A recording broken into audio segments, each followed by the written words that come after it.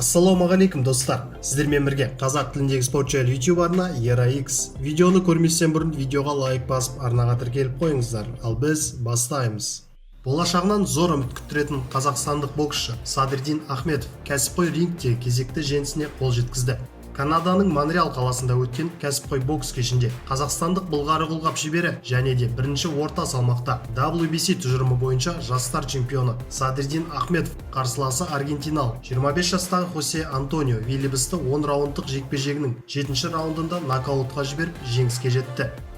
Ассалаумағалейкум барша қазақ еліме. Алланың қалауымен және сіздердің дұға тілектеріңіздің арқасында осындай жеңіске жеттік. Еліміз аман, жұртымыз тыныш болсын. Алға қазақ жігіттері, алға Қазақстан деп жарқын жеңісінен кейін Ахметов өзінің жеке Instagram парақшасында жазба қалдырды.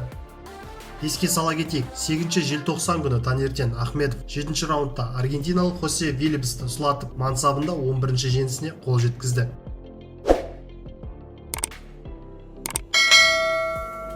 Сауд Арабияда өткен кәсіпқой бокс кешінде Энди Руис пен Энтони Джошуа жұдырықтасты.